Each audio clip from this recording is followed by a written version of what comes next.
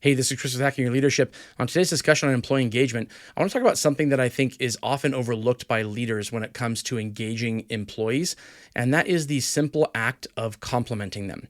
And I know, when I first read this, I kind of rolled my eyes a little bit too, and I always think, I do compliment employees. I tell them, I give feedback on when they do things right, when they do things, wrong from a constructive way. I go through that, and that's not what I'm talking about.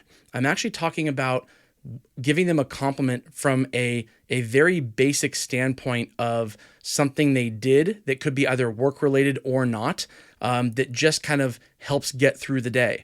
There was a study that was just done out of Ottawa, Canada, where they had an actor pose as a psychology student, and that psychology student was tasked at getting people to help him hand out flyers for an event.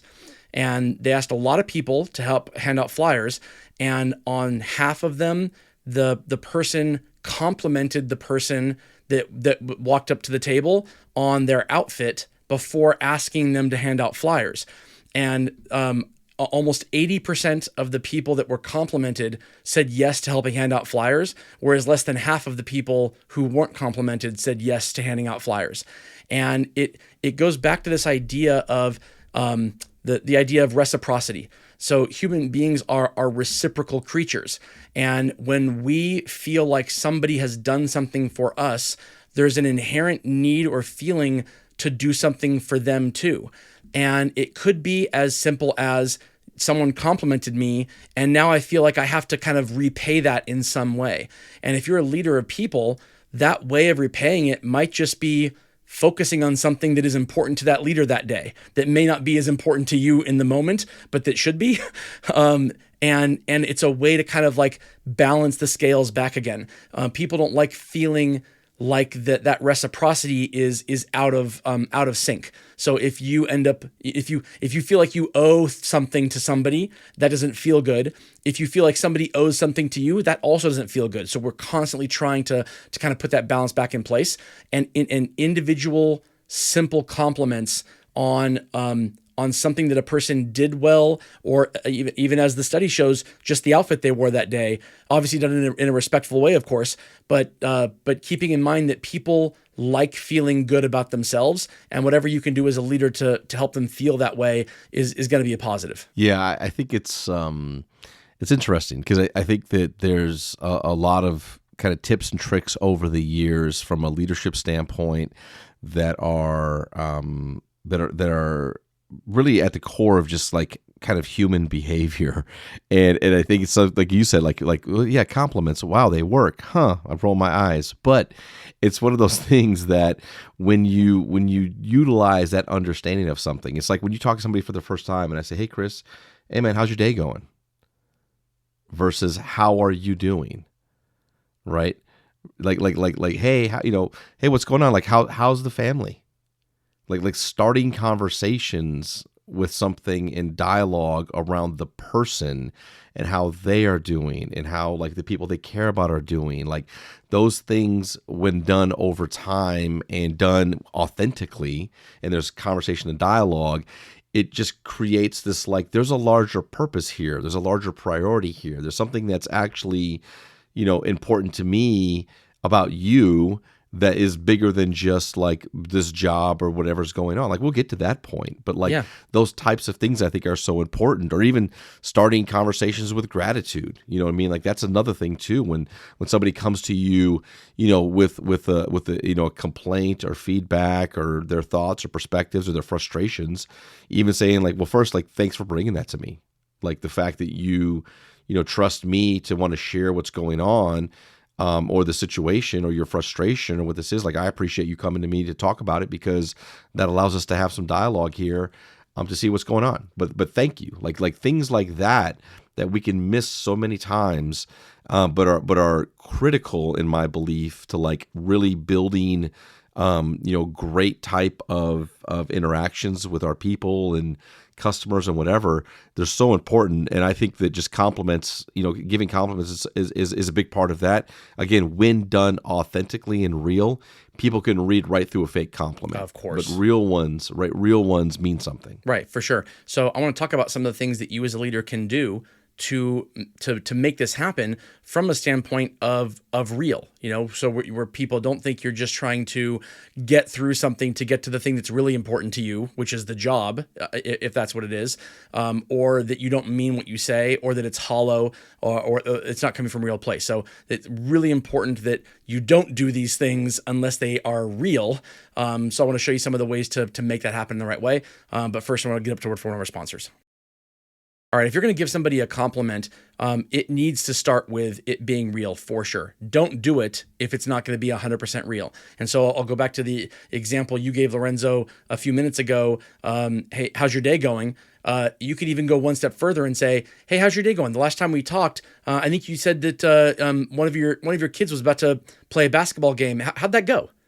Just recalling back something that happened in the previous conversation to say, oh my gosh, that person was actually listening to what I had to say in that conversation and following up on it. That in and of itself shows that you're valuing that person's time and that you are interacting with them, not from a standpoint of what can they do for you, but what can you do for them? If you truly believe in servant leadership, that's what those conversations are, is what can you do for them in order to help them get the job done they need to get done.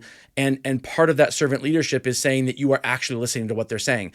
And then compliments need to be relevant. They need to be, you have to kind of have like a social awareness to know what's going on. So if a person is, has shown signs that they do not like being complimented, then don't, or pick a thing that would not fall into that category. Talk to people about it afterwards. If you've never had an interaction with a person before where you've tried this and you try it, it's important to follow up later on and say, hey, I want to make sure if you don't feel like 100% that it went really well, to follow up with them and say, hey, I just want to make sure that interaction we had earlier went well. I didn't, get like maybe 100%, positive vibes from it. So if there's something that I can do differently in the future, then let me know going forward. Because you definitely want to meet people where they are and not make them feel uncomfortable. But if the compliment is coming from a genuine place of belief and it's said respectfully, then it usually goes over really well, assuming they know about you as a person and you as an individual and that's the kind of person that you are. But the compliments or the comments or the discussions, they need to be centered around something that is specific enough to where you didn't just make it up, or you can't just repeat it to every single person. Because if it's repeatable to every person, then it's not individualized to them and they'll see right through it.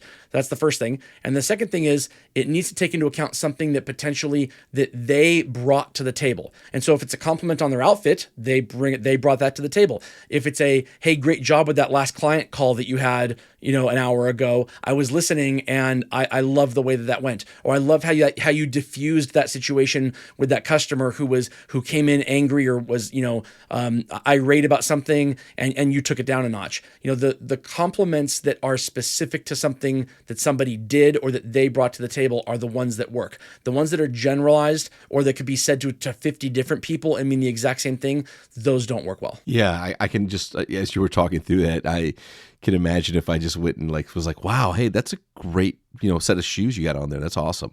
Hey, that's a great pair of shoes. Hey, you know what? I like your shoes over there. Just like giving the same kind of stale compliment to everybody. Yeah, it's just wow. Lorenzo really likes shoes. yeah, that guy just likes things that are on your feet. I guess I don't know. It's kind of weird. Have you seen that thing out of weird? He's always focusing on your feet. What is on that? Your feet? Yeah. What is that all about? Yeah. No, it's so true. It's like I think compliments, genuine compliments and authentic compliments, I think are a great way to build, great relationships with people. But I think you have to know enough about them, to your point, to be able to compliment something that means something to them as well. Right. You know what I mean? Like that, yes, like when you're first starting to get to know people, there'll be compliments, there'll be things. I think though compliments for me are more than just saying like, oh, that's cool, or I like that, or that's neat. And it's more around like, I compliment people, I think, in a way where it's like giving them time and attention or going deeper into something that they are passionate about or they're talking about. You know what I mean? Like, oh, you're into playing, guitar. Also, like what brand of guitar? Or like, let me guess. Like let me guess. Like what kind of music do you listen to? Okay, like I think you may play a Gibson, right? And they're like, wow, I do play Gibson. I'm like, nope, not a Gibson. I'm like, so you're Fender, right? So like you're giving somebody a compliment through talking about something that they're interested or passionate about in a way that's fun and interactive and in kind of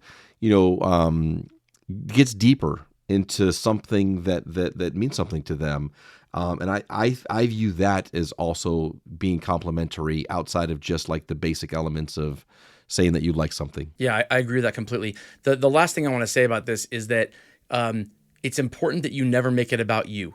So to give a perfect example, if you compliment somebody on their music taste, or like, oh, I heard you, I heard music coming out of your headphones when you were in the office the other day. I love that song. That's a great song. And you get into a conversation about music. That's fine. That's a reciprocal conversation. You can compliment them on their music. But if you say, what kind of guitar do you play? And then they give the answer.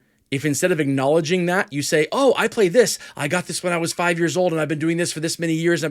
If you're using the compliment as a springboard to talk about yourself, you've already lost.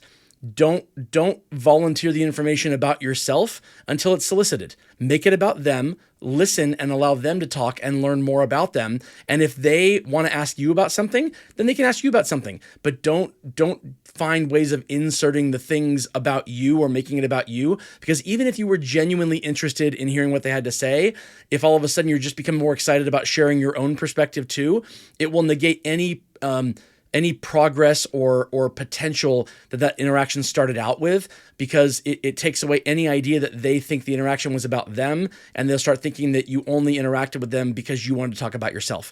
And so really keep it about them, regardless of what you think you can add to the conversation or perspective you have. Wait till that perspective is solicited from them. And if it's not, then it's for another time. If the interaction is about making sure that you are engaging with them in a complimentary way, then keep it about that, and then move on to the next person or whatever you were doing with your day. Thank you all for joining us on this episode on employee engagement. We appreciate your time you spent with us today. You have a great day.